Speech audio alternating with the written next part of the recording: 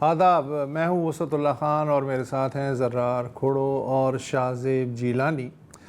صدر ٹرمپ کے اس دعوے کو ایرانی وزیر خارجہ عباس ارقاچی نے مسترد کر دیا ہے کہ ایرانی صدر مسعود پیزشکیان جنگ بندی کے لیے وائٹ ہاؤس سے رابطے میں ہیں۔ صدر ٹرمپ کے بقول جنگ بندی آبنائے ہرمز کے کھلنے سے مشروط ہے، بصورت دیگر ایران کو پتھر کے دور میں پہنچا دیا جائے گا، یعنی سٹون ایج میں۔ ہم پاکستانی یہ جو سٹون ایج ہے یہ سن 2001 اکتوبر سے سن رہے ہیں۔ رچرڈ آرمٹیج جو ہیں وہ نائب وزیر خارجہ تھے اس زمانے میں بش صاحب کے، تو انہوں نے کہا تھا کہ ہم تمہیں سٹون ایج میں پہنچا دیں گے، اور اس کے بعد پھر آپ نے دیکھا کہ 2021 اگست میں کابل سے کیسے نکلے وہ امریکی جو سٹون ایج میں افغانستان کو پہنچا چکے تھے۔ تو ہمارے لیے نئی بات نہیں ہو سکتا، ایرانیوں کے لیے نئی بات ہو۔ اچھا، صدر ٹرمپ نے یہ دھمکی بھی دی ہے کہ امریکہ نیٹو سے علیحدہ ہو سکتا ہے، کیونکہ نیٹو ممالک نے امریکہ کو شدید مایوس کیا ہے، یہ سب کاغذی شعر ہیں۔ اچھا، یہ بھی اب ایک معمول کی بات بن گئی ہے، روزانہ ہی وہ لعنت ملامت کرتے ہیں، اور وہ بھی کہہ رہے ہیں کہ یار تو جو مرضی کہتا رہے، ہم نہیں آ رہے۔ ایرانی وزارت خارجہ کا کہنا ہے کہ ہم عارضی جنگ بندی نہیں بلکہ ایک جامع امن سمجھوتا چاہتے ہیں، یعنی کمپریہنسو ارینجمنٹ، اور ہمارے اس موقف میں کوئی تبدیلی نہیں آئی ہے۔ ایرانی وزیر خارجہ نے خلیجی ریاستوں کو بالخصوص مخاطب کرتے ہوئے کہا ہے کہ امن سب کے لیے مساوی ہونا چاہیے۔ ٹرمپ تو کل چلا جائے گا مگر ہم اور آپ تو یہیں رہیں گے۔ ایرانی پاسداران ہائی کمان نے بھی کہا ہے کہ ٹرمپ کے چھچورے بیانات میں، یہ پاسداران کا کہنا ہے، چھچورے بیانات میں آ کے آبنائے ہرمز نہیں کھولی جا سکتی۔ یہ قیاس آرائیاں بھی زور پکڑ رہی ہیں کہ صدر ٹرمپ اگلے 12 گھنٹوں میں قوم سے خطاب میں جنگ بندی کی ٹائم لائن کا اعلان کر سکتے ہیں۔ I don't think so. میرے لیے کیوں پھر خطاب کر رہے ہیں وہ؟ ٹرمپ کبھی بھی کوئی چیز کرتا ہے تو کیوں کرتا ہے؟ تو جب پتہ نہیں ہے تو بیچ میں کیوں بول رہے ہو؟ اچھا، ویسے انہوں نے کل بھی جو بات کی تھی تو انہوں نے 2 ہفتے کی بات کی، 2 ہفتے سے کچھ دن اوپر کی بات کی، لیکن ہمارا ابھی تک جو تجربہ ہے ٹرمپ صاحب کے ساتھ، ان کی کسی بات کو آپ سنجیدہ نہیں لے سکتے۔ نہیں، بالکل بھی یار آپ ان کی کل کی بات کا کیوں ریفرنس دے رہے ہیں؟ انہوں نے آج جو بات کی ہے، ابھی 2 گھنٹے بعد جو وہ بات کریں گے۔ اچھا، ایک سیکنڈ، انہوں نے ایک اور بات بھی کی ہے کہ یہ جو ایران کی تھی، ایک اور بات کی تھی کہ ایران کے جو نئے رژیم کے جو صدر ہیں وہ پچھلے رژیم کے صدر سے نا بہت بہتر ہے۔ نئی حکومت آ گئی، نہیں، نئے صدر کی بات کریں، 2024 سے ایک ہی صدر ہے۔ ہاں تو اب اینی وے۔ اچھا، ادھر اسرائیلی امریکی طیاروں نے اصفہان میں ایران کی سب سے بڑی جو سٹیل مل ہے مبارک، اس سمیت 3 سٹیل ساز پلانٹس پہ بمباری کی ہے۔ تہران پہ اسرائیلی بمباری اس وقت بھی جاری ہے، کوئی وقفہ نہیں ہے۔ البتہ آج جو عمارتیں تباہ ہوئی ہیں ان میں ایک روسی آرتھوڈاکس چرچ بھی حملے کی زد میں آیا ہے، جبکہ ایران سینٹرل اسرائیل پہ مسلسل حملے کر رہا ہے۔ کویت میں ایئرپورٹ پہ تیل کے ذخیرے کو نشانہ بنایا گیا، اس سے پہلے بھی تیل کے ذخیرے کو یہاں نشانہ بنایا گیا تھا۔ بحرین میں آج امریکی کمپنی ایمیزون، نام تو آپ نے سنا ہوگا، اس کا دفتر تباہ کر دیا گیا ہے۔ کل پاسداران نے کوئی 15 امریکی جو ٹیک کمپنیاں ہیں ان کی لسٹ شامل کی تھی، اس میں ایمیزون بھی شامل ہے۔ اماراتی حکام نے کہا ہے کہ ایرانی مسافر اماراتی فضائی حدود سے ٹرانزٹ میں بھی نہیں گزر سکتے۔ بہت غصہ ہے۔ تاہم اس پابندی کا اطلاق ان ایرانی شہریوں پہ نہیں ہوگا جن کے پاس UAE کا گولڈن ویزا ہے، کیونکہ ان کے پاس بہت نوٹ ہے۔ نہیں، لیکن یہ ایک بہت بڑا سٹیپ ہے UAE کی طرف سے، بیکاز جب سے یہ جنگ شروع ہوئی ہے تو کافی رپورٹس آ رہی ہیں کہ کیا UAE باقاعدہ داخل ہوگا جنگ میں یا نہیں ہوگا۔ کبھی وہ کہتے ہیں ہاں، کبھی کہتے ہیں نہ، مکس سگنلز آ رہے ہوتے ہیں۔ دس از اے میجر۔ اچھا، لگ بھگ 50,000 ایرانی شہری جو ہیں وہ UAE میں رہتے ہیں، اور ان میں سے صرف 1200 جو ہیں وہ سینٹرل ایشیا اور آرمینیا کی طرف سے ہوتے ہوئے بیچارے وہاں پہنچے ہیں اپنے ملک۔ ایران نے تجویز دی ہے کہ یار ڈائریکٹ فلائٹس یا ہمیں اجازت دو، ہم کشتیاں بھیج دیتے ہیں۔ اب وہ کشتیوں کی اجازت کیسے دیں؟ اگر مسلح ہوئی تو کیا ہوگا؟ اینی ویز، جنوبی لبنان کی طرف اگر دیکھا جائے تو طائر کا تاریخی شہر ہزاروں سال پرانا شہر ہے، اس پہ شدید بمباری ہوئی ہے اور خدشہ ہے کہ اسرائیل طائر کو اپنے نام نہاد حفاظتی زون میں شامل کرنا چاہتا ہے۔ طائر کی 6 لاکھ آبادی میں سے بیشتر نقل مکانی کر چکی ہے۔ پچھلے 2 روز سے بیادہ کا جو ساحلی شہر ہے اس پہ کنٹرول کے لیے حزب اللہ اور اسرائیلی دستوں میں گھمسان کی جھڑپیں ہو رہی ہیں، جبکہ شمالی اسرائیل پہ حزب اللہ کے راکٹ حملوں میں کوئی کمی نہیں آ رہی۔ آج ان حملوں میں کل ملا کے 14 اسرائیلی شہری زخمی ہوئے ہیں۔ جی اچھا، اب جیسے آپ نے ذکر کیا، میں تھوڑا یہ بتا دوں کہ آج اس وقت ایز وی اسپیک اسرائیل کے اوپر شدید بمباری ہو رہی ہے۔ یہ اسرائیلی میڈیا خود اس بات کو تسلیم کر رہا ہے، الجزیرہ، بہت مین اسٹریم میڈیا سورسز، کہ کم از کم 10 بالسٹک میسائل ایران کے نے ڈائریکٹلی امپیکٹ کیا ہے آج ابھی انفیکٹ یہ ابھی اس وقت جاری ہے۔ بدقسمتی سے ہمارے پاس اس وقت اس کی فوٹیج نہیں ہے، فائل فوٹیج شاید چل رہی ہو اس وقت، لیکن دس از دا ہیویسٹ اٹیک پچھلے 4 ہفتوں کا، تو یہ ہو رہا ہے۔ اچھا، اب اگر ہم ایران کی جانب جائیں تو آج ہی ایک اور حملے میں، اور آپ کو پتہ ہے کہ جب امریکہ اور اسرائیل حملے کرتے ہیں تو وہ ہمیشہ ہیلتھ سروسز اور ریسکیو ورکرز کو ٹارگٹ کرتے ہیں۔ اسرائیل کے تو یہ ہم نے روٹین دیکھی ہے۔ تو آج ایک حملے میں 10 ایرانی نرسز کو شہید کیا گیا ہے، ایک ساتھ ان ون اسٹرائک۔ ایک اور بھی چیز پتہ لگی ہے، اور وہ ہے کہ 28 فروری کو جب یہ جنگ شروع ہوئی تھی تو ایک تو وہ گرلز اسکول کو ہٹ کیا تھا، اس کے ساتھ ساتھ ایک اور چھوٹے اسکول کو بھی ہٹ کیا تھا، لمرد میں ایک علاقہ ہے یا شہر ہے۔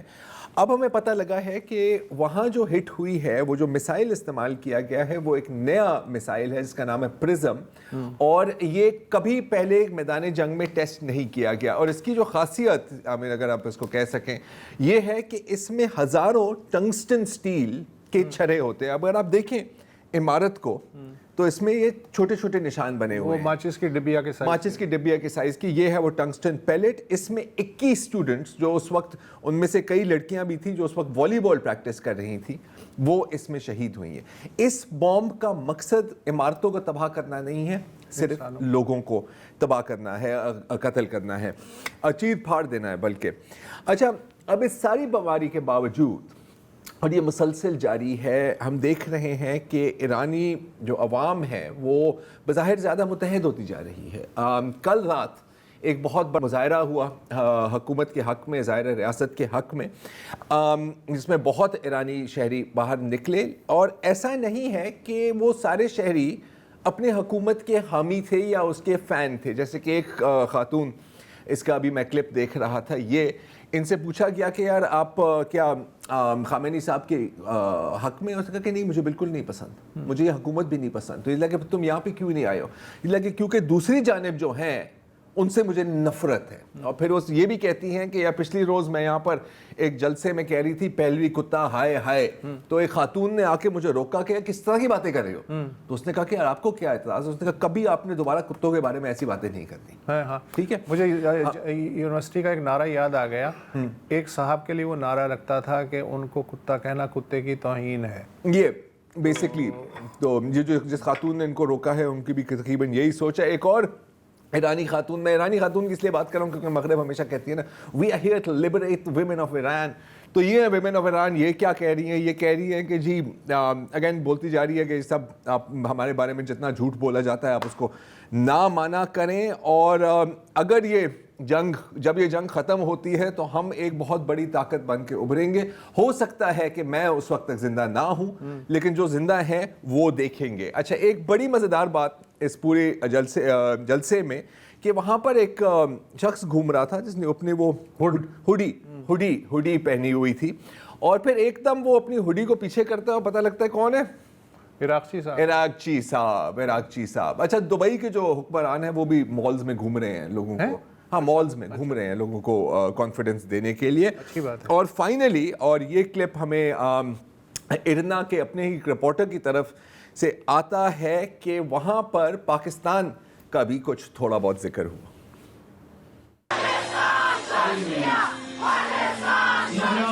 یہ بھی ہو رہا ہے، you can see it for your self, یہ کوئی اے آئی فوٹیج نہیں ہے۔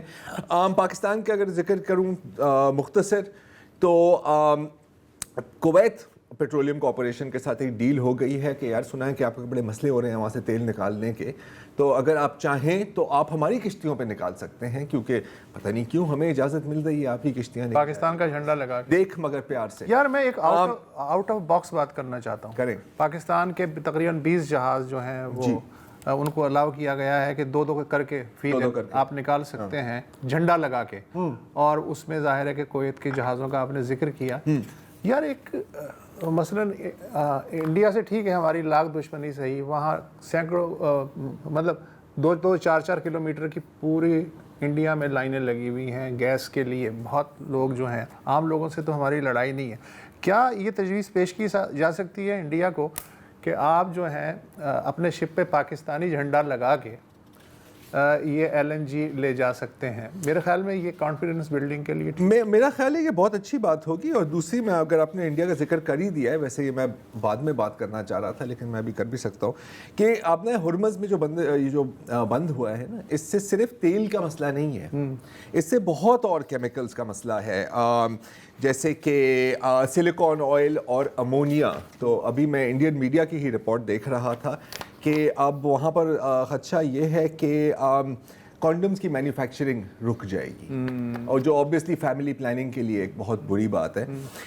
کمنگ بیک ٹو پاکستان کے, اور انڈیا جو کہ شدید احساس تنہائی کا بھی شکار ہے نا کہ یار دیکھو پاکستان کیا کیا کر رہا ہے اور ہمیں کوئی پوچھ ہی نہیں رہا. تو میں نے کہا کہ وہ اس احساس محرومی کا تھوڑا ازالہ ہو جائے گا کہ جی آپ اپنے شپ پہ پاکستانی جھنڈا لگا کے گزار لیں یار, گیس ویس تھوڑی بہت. اب ویسے بھی وہ اخند بھارت کا حصہ ہی ہے نا, تو کیا بڑی بات ہے کہ اگر ہمارا جھنڈا ان کا جھنڈا ایک ہی بات ہے, کیوں. اچھا سوری, ایک اور آخری مجھے بات کرنی اب, کیونکہ آپ نے ہی یہ موضوع چھیڑا ہے, میں یہ نہیں کہنا چاہ رہا تھا. تو آج ڈین قیوم صاحب ہیں ایک صحافی, اور انہوں نے ایک آرٹیکل لکھا کہ یار بھارت نے کہا ہے کہ یار دیکھو اگر آپ ہمیں ان مذاکرات میں شامل نہیں کر رہے تو کم از کم محض ایک آبزرور, وہ تو اب بھی ہیں, وہ دیکھ نہیں رہے. اوکے گڈ, محض ایک آبزرور کے آفیشیل آبزرور کے اسٹیٹس سے آپ ہمیں داخل کریں. اچھا بہت لوگوں نے یہ بھیجا, ہاں شاہزیب آپ نے بھی بھیجا تھا یاد ہے گروپ میں کہ یار یہ کیا ہو رہا ہے یہاں پر. تو اف یو اسکرول ڈاؤن نیچے نا تو لکھا ہوا ہے کہ, اور یہ آپ ذہن میں رکھیں کہ آج 1 اپریل ہے, مطلب اپریل فول. انڈیا کی منسٹری آف ایکسٹرنل افیئرز نے باقاعدہ اس کے اوپر فیکٹ چیک کیا ہے کہ یہ سراسر جھوٹ ہے, تو انہوں نے بھی پورا نیچے اسکرول ڈاؤن نہیں کیا. اچھا ہم نے پاکستان کی بات کر رہے ہیں, اب میں آپ کی جانب بھی آؤں گا, لیکن پہلے میں آپ کو ذرا ایک پاگلستان کی بھی جھلکی دکھانا چاہ رہا ہوں اگر آپ اجازت دیں. آپ کو پتہ ہے کہ جو ایرانین ڈائسپورا ہے رائٹ, وہ اسرائیل کے بڑے حامی ہیں, لیکن مسئلہ یہ ہے کہ وہ ایک بڑی ون وے لو ہے کہ میں تو تیرے سے عشق کرتا ہوں, وہ میرے سے عشق نہیں کرتی. تو ایک ایرانین میوزیشین ہے, مطلب ڈائسپورا کا میوزیشین ہے, اس نے کہا کہ یار نہیں میں نے شکریہ ادا کرنا ہے اسرائیلیوں کا. اس نے کیا بھی, سر دیکھو کہ اس کے ساتھ ہوا کیا ہے. I must say thank you to you Israeli people. Yay. Is that good or not? I'm confused. Thank you Israelis, no? Yes. Them. Are you not from Israel? I am. Then you don't know if it's good or bad. Go Israel. But you're saying that you're thanking us for bombing them, or you're thanking them for bombing us? Thanking you for saving the people of Iran. Of course, but we did not save them. We're killing them, bro. کہ تم بچانا چاہ رہی ہو, ہم تو مار رہے ہیں اسے. جی اچھا, اب امریکہ نے کل شاید یہ کیرولین لیوٹ جی جن کا بہت بڑے فین ہیں, انہوں نے کہا تھا کہ یار یہ جو خرچہ ہو رہا ہے یار یہ, ہاں ایران جو ہے جیسا کہ آپ سب جانتے ہیں کہ ان کی جو جنگ بندی کی شرائط ہے اس میں یہ شق بھی شامل ہے کہ جن ممالک نے جارحیت کی ہے اسے وہ ہمیں نقصان کا معاوضہ ادا کریں. دوسری جانب وائٹ ہاؤس کی جو ترجمان ہیں کیرولائن لیوٹ, انہوں نے اشارتاً کہا ہے کہ صدر ٹرمپ عرب ریاستوں سے اس جنگ کے اخراجات میں حصہ ڈالنے کا مطالبہ کر سکتے ہیں. حالانکہ اس جنگ کے سلسلے میں عرب اتحادیوں سے کوئی مشورہ نہیں کیا گیا, لیکن اب وہ چاہ رہے ہیں پیسے نکالو. امریکہ کی جانب سے ظاہر ہے یہ کوئی نیا مطالبہ تو نہیں ہے. 1991 میں عراق کو کویت سے بے دخل کرنے کے 6 ہفتے طویل آپریشن ڈیزرٹ سٹارم پہ $61 بلین کا خرچہ آیا تھا, یعنی آج کے حساب سے دیکھیں تو $140 بلین بنتے ہیں. 6 ممالک یعنی کویت, سعودی عرب, UAE, جرمنی اور جاپان نے اس آپریشن کے لیے امریکہ کو $54 ارب پیش کیے تھے, یعنی کل جو جنگی اخراجات تھے ان کا 88% بوجھ اٹھایا، جبکہ امریکہ نے 7.3 بلین ڈالر یعنی صرف 12% اخراجات برداشت کیے تھے۔ بہت خوب۔ دوسری عالمی جنگ کے بعد سے امریکہ نے جاپان اور جرمنی میں آپ کو پتہ ہے کہ مستقل بیسز قائم کیے ہوئے ہیں۔ جاپان اس مد میں سالانہ 1.4 ارب ڈالر اور جرمنی 1 ارب ڈالر امریکہ کو ادا کرتا ہے۔ امریکہ نے گزشتہ 4 برس میں یوکرین کو 114 بلین ڈالر کی جنگی اور اقتصادی مدد ضرور فراہم کی ہے، البتہ یوکرین کو جو یورپی یونین ہے وہ امریکی اسلحہ خرید کے فراہم کرتی ہے۔ اس کی مالیت پچھلے سال تک لگ بھگ 400 بلین ڈالر تھی، یعنی اس وقت یورپ یوکرین کی جنگ کا 99% بوجھ اٹھا رہا ہے، جبکہ امریکہ صرف 1% بوجھ اٹھا رہا ہے۔ 1%، ہاں۔ امریکہ جن خلیجی ممالک سے جنگی اخراجات طلب کرنے کے بارے میں سوچ رہا ہے، خود ان کی حالت بھی خاصی پتلی دکھائی دے رہی ہے۔ گزشتہ 1 ماہ سے UAE، قطر، بحرین اور کویت کی جو تیل اور گیس کی برآمدات ہیں وہ ٹھپ ہیں۔ متحدہ عرب امارات کی اسٹاک مارکیٹ کو اس عرصے میں 120 بلین ڈالر کا نقصان پہنچا ہے۔ امارات کو سیاحت سے سالانہ 70 ارب ڈالر کی آمدنی ہوتی ہے، مگر وہاں کے ہوٹلوں اور تفریح گاہوں پہ اس وقت سناٹا ہے۔ دبئی، ابوظہبی، دوحہ، منامہ اور کویت ایئرپورٹ استعمال کرنے والے 95% بین الاقوامی پروازیں متاثر ہیں۔ خلیج میں ٹرانس شپمنٹ کی سب سے بڑی جو بندرگاہ ہے جبل علی اور اس کا انڈسٹریل زون، وہاں بھی کام بند ہے۔ امارات کا خواب تھا کہ 2033 تک دبئی چوتھا بڑا عالمی مالیاتی مرکز بن جائے، لیکن یہ جنگ سے پہلے کا خواب تھا۔ خلیجی ریاستوں میں آپ کو پتہ ہے کہ لاکھوں غیر ملکی کارکن بھی ہیں، ان میں لگ بھگ 30 لاکھ پاکستانی اور 50 لاکھ سے زائد بھارتی، بنگلہ دیشی اور فلپینو بھی شامل ہیں۔ خطرہ ہے کہ جنگ بند ہونے کے بعد روزگار کے مواقع کچھ عرصے کے لیے تنگ ہو سکتے ہیں۔ UNDP جو اقوام متحدہ کا جو ترقیاتی ادارہ ہے، اس کا تخمینہ ہے کہ جنگ کے پہلے 4 ہفتوں میں مشرق وسطیٰ بالخصوص ایران اور خلیجی ریاستوں میں مجموعی طور پہ اب تک 200 بلین ڈالر کا معاشی نقصان ہو چکا ہے صرف 4 ہفتے میں۔ جنگ کے بعد 37 لاکھ ملازمتیں ختم ہو سکتی ہیں، 40 لاکھ نئے لوگ غربت کی سطح سے نیچے جا سکتے ہیں۔ اس کا اثر سوڈان، صومالیہ اور یمن جیسے ملکوں پہ بھی پڑ سکتا ہے جہاں حالات پہلے ہی بہت خراب ہیں۔ تیل اور گیس کی جو ترسیل کرنے والے جہاز ہیں، ان کے کرائے، ان کی لاگت اور انشورنس کے اخراجات آسمان کو چھو رہے ہیں۔ مصنوعی کھاد کی 50% ترسیل بھی آبنائے ہرمز سے ہوتی ہے۔ اس کا مطلب یہ ہوا کہ جنگ ہر ملک کو متاثر کر رہی ہے، بھلے وہ براہ راست اس میں حصہ لے رہا ہے یا پھر نیوٹرل ہے، غیر جانبدار ہے۔ ایک وقفہ لے لیں۔ ویلکم بیک جی۔ ابھی بات ہو رہی تھی کہ جنگ کا خرچہ کس سے وصول کیا جاتا ہے، تو صرف یہ وصول کرنے کی بات نہیں ہو رہی، کیونکہ آپ کو جیسے اب اچھی طرح سے پتہ ہے کہ انٹرسیپٹرز، پیٹریٹ میسائل بیٹریز، ان چیزوں کی بھی کمی پڑ رہی ہے۔ اب امریکہ ہی پیٹریٹ سسٹمز بناتا ہے، ظاہر ہے وہ کچھ اپنے اتحادیوں کو بیچتے بھی ہیں، فری میں تو کوئی مال نہیں دیتا یہاں پر اس دنیا میں۔ تو پولینڈ کو 2 پیٹریٹ میسائل بیٹریز دی گئی تھی، اور ظاہر ہے اس لیے کیونکہ آپ کو بظاہر روس سے خطرہ ہے تو آپ کو اپنی دفاع کرنے کی ضرورت ہے۔ پولینڈ نے ان کے سارے پیسے دے بھی دیے ہیں۔ اب پولینڈ سے گزارش کی گئی ہے کہ یار بھائی نہیں ہے تو اگر ایک بیٹری ہمیں دے دیں، اور پولینڈ نے کہا کہ سر یہ رسید میرے پاس ہے اور یہ بیٹری بھی میرے پاس ہے۔ یار یہ بھی پرانی عادت ہے امریکیوں کا، آپ کو یاد ہے F-16 کے انہوں نے پورے پیسے پکڑ لیے تھے پاکستان سے 90s میں، اور وہ پھر وہ پی گئے اور پھر کہا کہ اس کے بدلے میں گندم لے لو۔ یاد ہے مجھے، پرانی عادت۔ یار ہمیں جہاز چاہیے تو ہمیں اناج دے رہا ہے، یہ کیا سین ہے۔ اور سوئٹزرلینڈ کے ساتھ بھی تو کچھ ہینڈ ہوا ہے۔ سوئٹزرلینڈ، پہلی بات تو یہ ہے کہ پیٹریوٹ میزائل میں نے سنا، یار حیرت ہوئی کہ سوئٹزرلینڈ کو کیا ضرورت پڑ گئی پیٹریوٹ میزائل کی۔ بہرحال انہوں نے جو ہے امریکیوں نے کہا کہ ہم فلانی ڈیٹ تک دے دیں گے انشاءاللہ، لیکن وہ ٹال رہے ہیں۔ تو سوئٹزرلینڈ نے کہا ہے بھائی جان پیسے ہم تب تک نہیں دیں گے، آدھے دے دیے ہیں، باقی آدھے جب تک کہ تم صحیح ڈیٹ نہیں بتا دے کہ کب تک ہمیں پیٹریوٹ میزائل کی بیٹریز فراہم کرے گے۔ F-35 کا بیانہ بھی پکڑا ہوا ہے۔ اچھا، اور سوئٹزرلینڈ نے کہا بیانہ واپس کرو، انہوں نے کہا کون سا بیانہ؟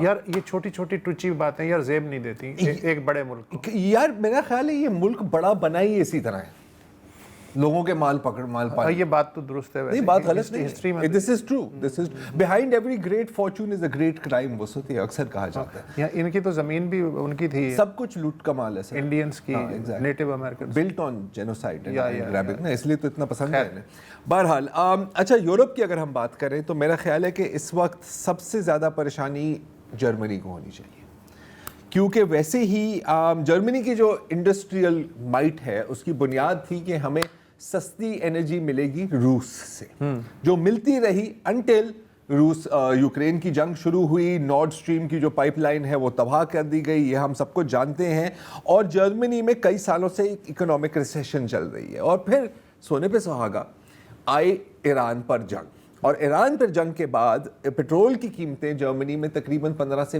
20% مزید بڑھ گئی ہیں اس کا سیاسی فائدہ کس کو ہو رہا ہے جو جرمنی کی right wing party Alliance Alternative for Deutschland AfD new Nazis ہیں ہاں آج کل کے دور میں ویسے اب وہ ماڈریٹ ہی لگتے ہیں باقیوں سے اگر آپ ان کو کمپیئر کریں اور وہاں پر انہوں نے کہا ہے کہ بھائی یہ آپ لوگ کیا کرنا چاہ رہے ہو ہمارے ساتھ we should make peace with Russia اور ان سے ایک بار پھر آپ چیپ انرجی لے لیں اچھا کلاسک سب سے بڑی جو میرا خیال ہے ہسٹورک غلطی جرمنی نے کی ہے اور کئی غلطیاں کی ہیں وہ یہ تھی کہ اپنے نیوکلیر پاور پلانٹس بند کر فرانس نے ایسا نہیں کیا فرانس اس وقت چل ماحول میں بیٹھا ہوا ہے اچھا اور ایک اور چیز بھی ہو رہی ہے اور اس سے بھی آپ کو ایک اندازہ لگتا ہے کہ جرمنی میں کیا چل رہا ہے کہ ووکس ویگن یار کون نہیں جانتا ووکس ویگن کو بیٹل رائٹ ووکس ویگن بالکل Beetle so on and so forth Volkswagen نے دوسری جنگ عظیم کے بعد پہلی بار ویپنز مینوفیکچرنگ دوبارہ شروع کر دی ہے اور کس کے لیے جرمنی کے لیے نہیں اسرائیل کے لیے کہ آئرن ڈوم کے جو میزائلز ہیں اور کمپوننٹس ہیں وہ اب ہم ووکس ویگن کی فیکٹریز میں گاڑیاں نہیں بنائیں گے ہم ہتھیار بنائیں گے یار یہ عجیب بات ہے ووکس ویگن کا ڈیزائن ہٹلر نے تیار کیا اور اس کی فیکٹری میں اسرائیل کے لیے اسلحہ بن رہا ہے یار چیک آؤٹ مطلب آئرنی پہ آئرنی ہے نا اچھا ایک اور اچھا کچھ لوگوں کا نقصان ہے تو کچھ لوگوں کا فائدہ بھی ہے ہمیشہ ہم نے دنیا میں یہی دیکھا ہے اور اس وقت ولادیمیر زیلنسکی صاحب جو صدر ہیں صدر ہیں یوکرین کے وہ بہت ایکٹیو ہے انہوں نے پوری مڈل ایسٹ کا دورہ کیا ہے سعودی کے ساتھ ڈیل سائن کی ہیں آئی تھنک UAE کے ساتھ بھی ڈیل سائن کی ہیں اور ممالک کے ساتھ ڈیل سائن کی ہے اور کیونکہ وہ دیکھ رہا ہے کہ ہر جگہ آبنائے ہرمز ہی چل رہا ہے تو اس نے کہا کہ جی ہمیں بہت اچھی طرح سے آتا ہے یہ ہم جانتے ہیں کہ اس طرح کے واٹر ویز کو کھولا کیسے جائے آخرکار ہمارا بلیک سی میں تجربہ ہے بلیک سی میں پتہ نہیں بلاکیڈ یار آبنائے ہرمز کیا گٹر ہے جسے کھولا جائے گا پتہ لگ تو ایسے ہی رہا ہے بٹ دا پوائنٹ از کہ سب اپنا منجن بھی بیچ رہے ہیں اور اپنا مال بھی بیچ رہے ہیں اور یہ بات تسلیم کرنا ضروری ہے کہ آئی تھنک اس وقت یوکرین کا جتنا ایکسپیرینس ہے ڈرون اور کاؤنٹر ڈرون وارفیئر میں بیٹل فیلڈ میں کوئی ایسا ملک نہیں ملے گا اور آپ اگر یوکرینین جنرلز کا دیکھیں وہ انہوں نے اپنا سر پکڑا ہوا ہے کہ یار ہم آپ لوگوں کو سکھا کے پاگل ہو گئے ہیں آپ لوگ سیکھنے کے لیے تیاری نہیں ہے بلکہ ابھی وہ کچھ کہہ رہا تھا کہ جرمنی کے ایک جرنل نے کہا تھا کہ تمہاری ڈرون انڈسٹری کیا ہے کچھ ہاؤس وائفز ہیں جنہوں نے اپنے گھروں میں 3D پرنٹر بنایا ہوا ہے یہ کوئی ڈرون انڈسٹری ہوتی ہے اس نے کہا اب آپ کیا کہہ رہے ہیں So this is also happening. اچھا اب اگین میں دوبارہ آبنائے ہرمز کی طرف ہی آنا چاہ رہا ہوں کہ ہم تیل کی بات کرتے ہیں ہر ایک چیز کی بات کرتے ہیں ایک جو بہت بڑی شارٹیج جو اب دنیا میں آ رہی ہے وہ صرف ایلومینیم کی نہیں ہے کیونکہ ایلومینیم بھی بہت زیادہ وہاں پہ بنتا تھا بلکہ ہیلیم کی اور ہیلیم سے جو مطلب تقریباً اب ایگزیکٹ ڈیٹیلز میرے پاس نہیں ہیں لیکن قطر کی طرف سے بہت زیادہ ہیلیم بنتے تھے آتی تھی اور ہیلیم جو چپس اور سپر کنڈکٹرز ہیں اس کے لیے لازمی ہے اور یہ چپس اور سپر کنڈکٹرز وہ ہیں جو ہر فون ہر کمپیوٹر ہر الیکٹرانکس میں ہوتے ہیں تو اب یہ کہہ رہے ہیں اور اسپیشلی بائی دا وے ایک اور یہ مسئلہ ہونے والا ہے MRI مشینز میڈیکل اکوپمنٹ کیونکہ میڈیکل اکوپمنٹ اور MRI مشینز ہیلیم کے بغیر نہیں چلتے تو ان دا کمنگ ڈیز یہ ایک بہت بڑا مسئلہ ہونے والا ہے میڈیکل اکوپمنٹ کے لیے اور ظاہر ہے کہ سب لوگ کہہ رہے ہیں کہ جو فونز کی جو قیمتیں ہیں ان میں ایک بہت واضح اضافہ آ رہا ہے تائیوان شدید متاثر ہوگا اگر کمپیوٹر چپ کے لیے تائیوان شدید متاثر ہوگا اچھا اب فائنلی اور یہ میرا خیال ہے کہ جب سے یہ بات کافی واضح ہو گئی کہ امریکہ کے پاس کوئی ایز سچ پلان نہیں تھا اس جنگ کے لیے رائٹ ان کے بیسس پر حملے ہو رہے ہیں تو اب میں بھی خود اکثر اپنے آپ سے یہ سوال پوچھتا ہوں, ہم تینوں نے ایک سوال پوچھا اور کئی لوگوں نے, کہ یہ کیسے ہو سکتا ہے کہ پینٹاگون, سینٹ کام کے پاس یہ کنٹینجنسی پلاننگ نہیں تھی. جو چیزیں ایک ایمیچر کو نظر آ رہی تھی کہ ایران نے میزائل یار ہوگی ضرور, لیکن ٹرمپ سنتا کہاں ہے. یہی ہوا ہے نا. ابھی میں وال اسٹریٹ جرنل کا ایک آرٹیکل پڑھ رہا تھا کہ بائیڈن کے زمانے سے امریکن جرنیل کہہ رہے تھے کہ سر ہمیں نا سعودی عرب کے مغربی حصوں میں بیسز بنانے چاہیے جو تھوڑے سے آبنائے ہرمز سے بھی دور ہوں اور ایران سے بھی دور ہوں. ہوا کیا, یہ کیوں نہیں ہوا؟ اس لیے کیونکہ بائیڈن کا فورس پوسچر جو تھا وہ سارا پیسفک کی طرف تھا. اوباما کے دور سے ایشین پیوٹ کی بات ہو رہی تھی نا کہ ہم نے چین کو کنٹین کرنا ہے, تو اس کا فوکس وہاں تھا. اور حالانکہ یہ ٹرمپ کا دوسرا حملہ ہے آن ایران, انہوں نے اس چیز پر فوکس نہیں کیا. اور جہاں تک یہ بات ہے نا کہ ٹرمپ اکثر کہتا ہے کہ جی ہمیں تو کبھی پتہ ہی نہیں تھا کہ یہ آبنائے ہرمز بند کر دیں گے. یار یہ بات جو ایک نیشنل سیکیورٹی ایڈوائزر تھے, اور آپ میں سے جو لوگ ان چیزوں کو فالو کرتے ہیں آپ کو یہ نام یاد ہوگا, زبیگنیو برزنسکی, میں نام ان سے کبھی پروناؤنس نہیں کر سکتا. 2012 میں اس سے یہ کارٹر کے نیشنل سیکیورٹی ایڈوائزر تھے. کارٹر کے نیشنل سیکیورٹی ایڈوائزر 2012 میں ان سے پوچھا گیا کہ یار کبھی ایران کے اوپر جنگ کیوں نہیں کی آپ لوگوں نے؟ تو اس نے کہا کیونکہ, اب میں یہ پیرافریز کر رہا ہوں, کیونکہ ہم پاگل نہیں ہیں, کیونکہ ہمیں پتا تھا کہ اگر ایسا ہوگا وہ اس پورے خطے کو آگ لگا دیں گے اور دنیا کی اکانومی کولیپس کے نزدیک آ جائے گی. تو لوگوں کو پتا تھا. 2012 میں کہی تھی. 2012 میں اس نے کہا تھا. اس سے پہلے سے بھی یہ باتیں ہو رہی ہیں. I mean there's a reason نا کہ 1979 سے لے کے آج تک کسی نے نہیں کیا ایسا. لیکن اب یہ جو باتیں ہو رہی ہیں نا کہ صاحب ہمیں اڈے جو ہیں اس میں آبنائے ہرمز میں یا گلف میں نہیں بنانے چاہیے تھے, ہمیں دوسری سائڈ پہ ریڈ سی کی طرف جو ہے کنسنٹریٹ کرنا چاہیے تھا. یار بات یہ ہے کہ لڑائی کے بعد جو مکہ یاد آئے وہ اپنے منہ پہ مار لینا چاہیے سر. ہاں, وقفہ لے لیں. پروگرام میں واپس خوش آمدید. اب تک پروگرام میں وہ سب ذرار نے آپ کو پولینڈ گھمایا, جرمنی گھمایا, سوئٹزرلینڈ, ایران کا جو تنازع ہے اس پر بھی ہم نے بات کی. یہاں پر تھوڑی اب بات کرتے ہیں اپنے گھر کی, اور ایک ایسی جنگ کی جو ایران کے اس معاملے سے پہلے شروع ہوئی لیکن اس کی خبریں کچھ دب گئی ہیں. بات ہے پاکستان افغانستان کی لڑائی کی جو کہ ایران سے پہلے شروع ہوئی. 26 فروری کو ایک باقاعدہ آپریشن لانچ ہوا, ہمارے صبر کا پیمانہ لبریز ہوا اور ہم نے افغانستان میں مشتبہ دہشت گرد ٹھکانوں پر حملے شروع کیے. فضائی حملوں کی یہ کیمپین آن اینڈ آف چلتی رہی ہے. جو بیچ میں ایک پاز آیا وہ عید کے ٹائم پہ تھا, جب پاکستان نے کہا کہ مارچ 18 سے 23 تک ہم حملے بند کرتے ہیں. اس میں ظاہر ہے کہ دوست ممالک کا بھی اصرار شامل تھا, سعودی عرب ہے, ترکی ہے اور قطر ہے. انہوں نے بھی کہا کہ ایک سیسیشن آف ہاسٹیلیٹیز کریں, لیکن اس کے بعد دوبارہ سے یہ معاملات چلے جا رہے ہیں. چین ہمارا بڑا دوست جو طالبان کے ساتھ بھی اثر رکھتا ہے, اس نے کوشش کی پچھلے چند ہفتوں میں, ان کے جو فارن آفس کے حکام ہیں وہ افغانستان بھی گئے 1 ہفتے کے لیے, پھر پاکستان بھی آئے. کوشش انہوں نے کی کہ کوئی معاملات بہتر ہوں, ڈی ایسکیلیشن ہو, لیکن ابھی تک اس میں کوئی پیش رفت نہیں ہوئی. پھر اب آج یہ خبر آئی کہ چین کے شہر اورمچی میں مذاکرات ہوئے ہیں پاکستان اور افغانستان کے حکام کے درمیان. یہ کوئی بہت ہائی لیول بات چیت نہیں ہے. اس میں ابھی تک جو رپورٹ سامنے آ رہی ہیں وہ دفتر خارجہ کے ڈی جی لیول کے مذاکرات کہا جا رہا ہے. توقعات بہت زیادہ نہیں ہیں, اور اب تک جو رپورٹ سامنے آئی ہے جو ڈان میں بھی چھپی ہے اس کے مطابق دونوں فریقین نے اپنا اپنا جو ایک پوائنٹ آف ویو ہے اس کو ری ایٹریٹ کیا ہے. پاکستان کی آف کورس جو پہلے دن سے جو اصرار ہے وہ یہ کہ ٹی ٹی پی جیسے دہشت گرد گروہوں کو وہاں پناہ نہ ملے, افغانستان ان کے خلاف ایکشن لے. افغانستان کا کہنا ہے کہ جو آپ کے ملک کے اندر جو دہشت گردی ہو رہی ہے اس کی ذمہ داری ہم کیسے لے سکتے ہیں, یہ آپ کی ذمہ داری ہے. چین کا اس کو ہوسٹ کرنا یہ ایک پہلی بڑی بات ہے کہ چین نے اس کو ہوسٹ کیا ہے. چین کے اپنے بھی کنسرنز ہیں افغانستان میں. آپ کو پتہ ہے کہ ایسٹ ترکمانستان اسلامک موومنٹ جسے ایٹم کہا جاتا ہے, چین کو اس کے حوالے سے بھی کافی تشویش ہے. تو پاکستان اور چین کا یہ جو کنسرن ہے کہ طالبان کے ہوتے ہوئے وہاں پہ افغانستان میں ہمارے ہاں ڈی اسٹیبلائزیشن نہ ہو, ہمارے ہاں وائلنس نہ ہو, ٹیررزم نہ ہو, اس کے لیے یہ کوششیں ہیں. تو انیشیل جو کچھ رپورٹس آئی ہیں وہ یہ ہیں کہ جی کہ سی بی ایمز پہ کچھ بات چیت ہوئی ہے، یعنی کہ اعتماد کی بحالی کے اقدامات، اور اس میں جو بات مینشن کی گئی ہے وہ یہ کہ تجارتی روٹس ہمارے بند ہیں، انہیں ریلیکس کیا جائے، انہیں کھولا جائے، تنازع فوری طور پہ حل نہیں ہوگا لیکن اسے مینج کیا جائے کسی طریقے سے کہ ہم آہستہ آہستہ جو ہے ٹیمپریچر کو ٹھنڈا کریں اور کشیدگی میں کمی لائی جائے۔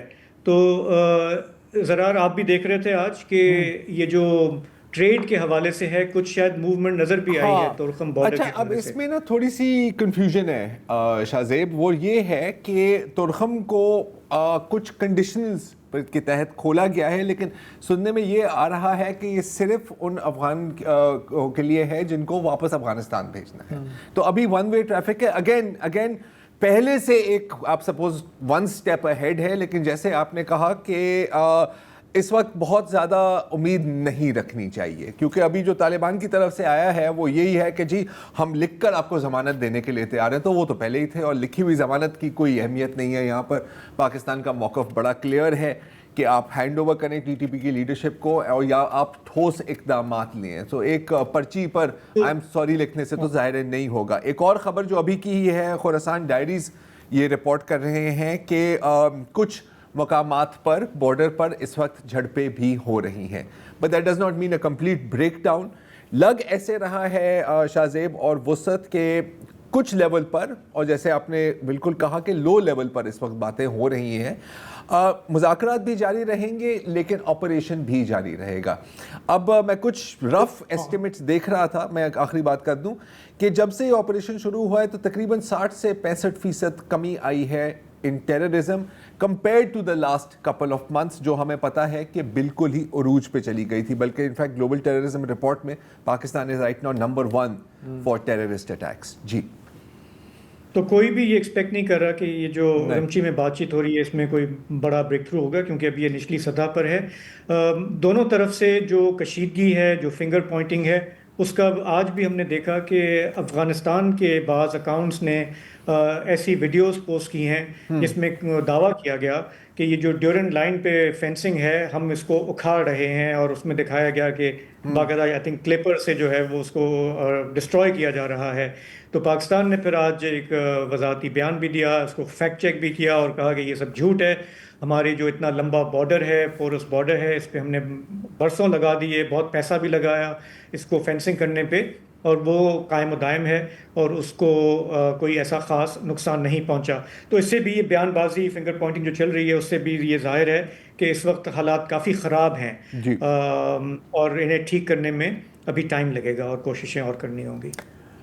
تو یہاں پہ میرا خیال ہے ہم ایک بریک لیتے ہیں، واپس آئیں گے تو بات کریں گے سندھ کے ضلع دادو میں ایک عدالت کا فیصلہ سامنے آیا، اس کے بعد سیلیبریشنز ہوئیں، اس پر تنقید بھی ہوئی ہے، اس پر تھوڑا سا بات کریں گے ایک بریک کے بعد۔ پروگرام میں واپس خوش آمدید۔ ہمارے عدالتی نظام کے بارے میں آپ جانتے ہیں کہ اس میں بہت ٹائم لگتا ہے، پیشیوں پہ پیشیاں لگتی ہیں، اور اکثر جب فیصلے آتے ہیں ظاہر ایک پارٹی خوش ہوتی ہے اور دوسرے کو رنج و غم ہوتا ہے۔ سندھ میں دادو میں ایک ماڈل عدالت نے پرسوں ایک فیصلہ دیا، معاملہ تھا تحریک قتل کا، اور اس میں جو ملزمان تھے ان کو باعزت طور پر بری کیا گیا۔ عمومی طور پہ لوگ ظاہر خوش ہوتے ہیں کہ جب مقدمے سے آزاد ہوتے ہیں، مٹھائی بانٹتے ہیں، لیکن اس کیس میں سیلیبریشنز کیسی ہوئیں ذرا دیکھیے گا۔ آپ کو ایک کلپ دکھاتے ہیں کہ وہاں پہ جوش و خروش کتنا زیادہ تھا۔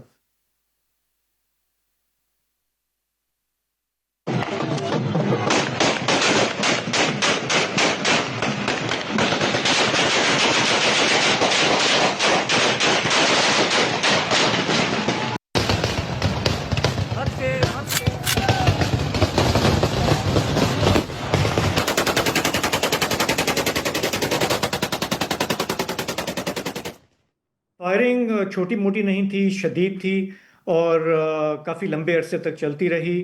پورا ایک قافلہ تھا، جب ملزمان باعزت طور پہ بری ہوئے، جب وہ گزر رہے تھے شہروں سے اپنے بنگلے کی طرف جا رہے تھے، تو یہ فائرنگ ہوتی رہی۔ یہ سوشل میڈیا پہ فلم ہوئی اور باقاعدہ پراؤڈلی یہ پوسٹ بھی ہوئی۔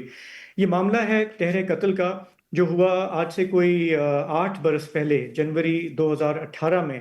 میہر کا علاقہ ہے جو دادو میں، وہاں پہ 3 افراد کو جب وہ اتاق پہ بیٹھے ہوئے تھے، کچھ لوگ گاڑی میں سوار ہو کر آئے، وہاں پہ بحث ہوئی اور پھر فائرنگ میں ان تینوں کو قتل کر دیا گیا۔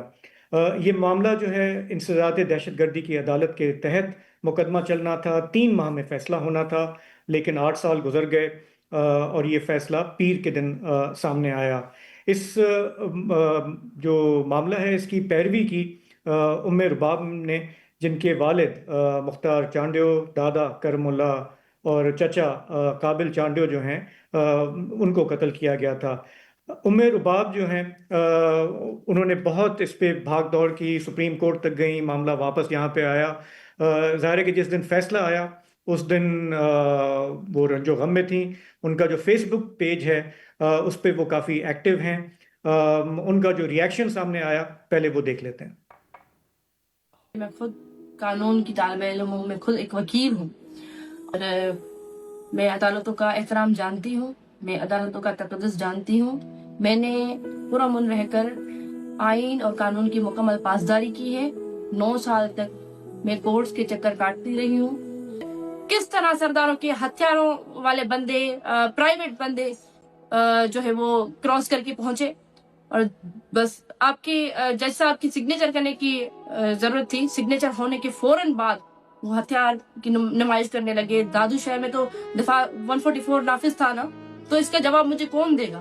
میں خدا کی ذات پہ اور اپنی جدوجہد پہ یقین رکھتی ہوں، مگر یہ مکروہ چہرہ اس نظام کا پورا شعور دیکھ چکا ہے۔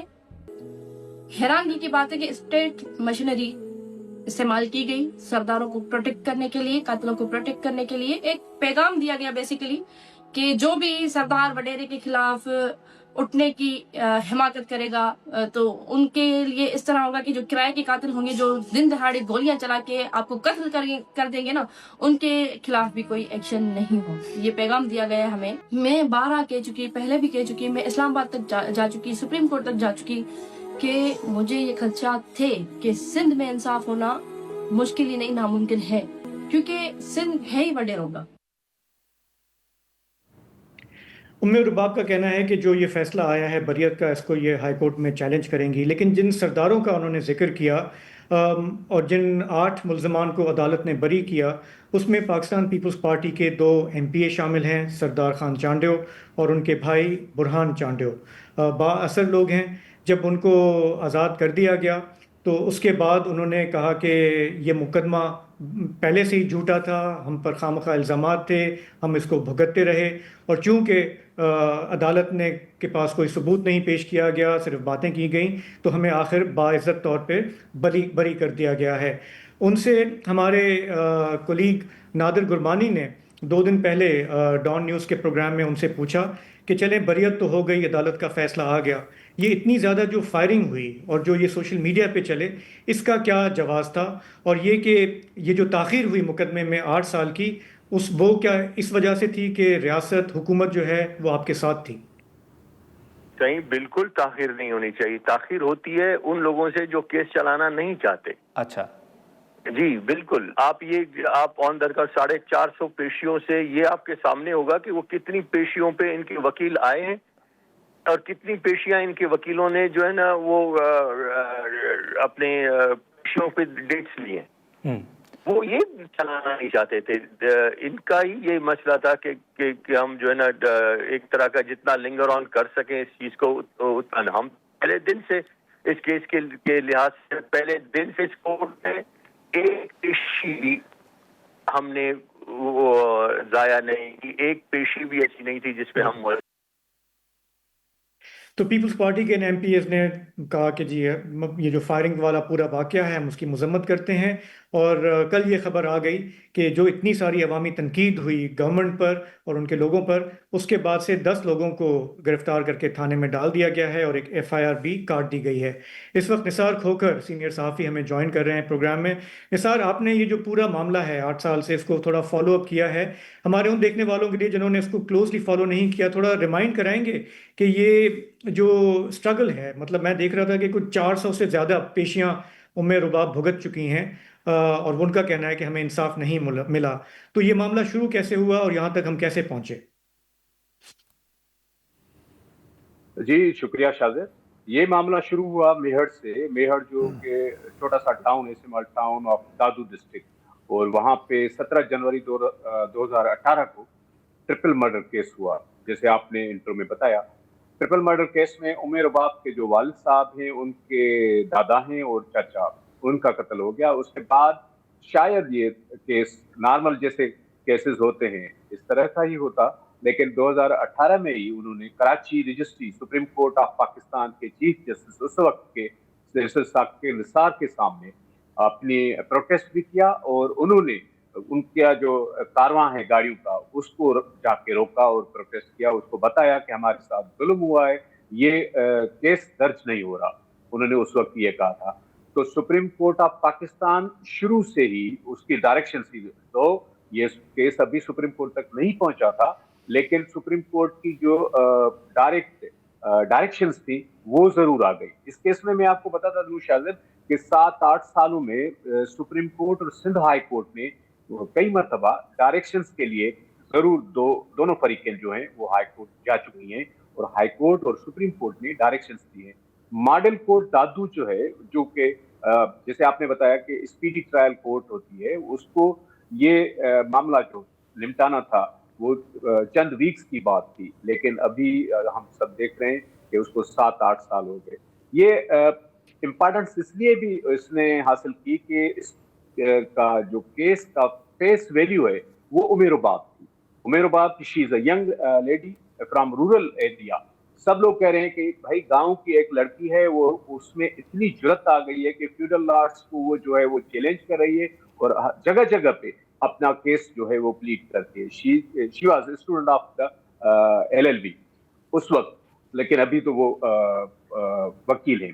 تو یہ بھی ہوتا ہے کہ کوئی کمزور جو ہے, میں یہ کمزور جو ہے, جس کی طاقتور کو چیلنج کرتا ہے, تو یہ ضرور خبر بن جاتی ہے کہ یہ کیس ایک ہائی پروفائل کیس بنا, اس کی کوریج جو ہے وہ ہوتی رہی ہے. اور جو بنیادی جو آرگیومنٹ ہے وہ یہ ہے کہ عمر رباب کا کہنا ہے کہ میرے فیملی نے سرداری نظام کے خلاف آواز اٹھائی تھی, جاگیردارانہ نظام کے خلاف, اور اس کی ہم سزا بھگت رہے ہیں. یہ چیز جو ہے یہ کتنا ریزونیٹ کرتی ہے سندھ کے باشعور لوگوں کے ساتھ؟ دیکھیں شاہزیب, پاکستان بھر میں اور سندھ میں بھی فیوڈل جو نظام ہے اس کے خلاف عوامی جو رائے ہے وہ کوئی اچھی نہیں ہے. سب لوگ اس سے تنگ ہیں اور اس کو چینج کرنا ضرور چاہتے ہیں. جب یہ عمر رباب یہ میسج لے کر سامنے آ گئی کہ میں سرداری نظام کے خلاف لڑ رہی ہوں, اور جو خود بھی ایک ٹرائب ہے چانڈیو ٹرائب سے بلانگ کرتی ہے, اور چانڈیو کے نواب جو ہے جو اس ٹرائب کے چیف ہیں ان کو چیلنج کر رہی ہے, ان کو کورٹ میں جو ہے وہ گھسیٹ رہی ہے, نامزد کر رہی ہے اپنے کیسز میں. تو سب لوگوں کی نظریں ظاہر ہے پاکستان بھر سے اس کو حمایت حاصل ہوئی.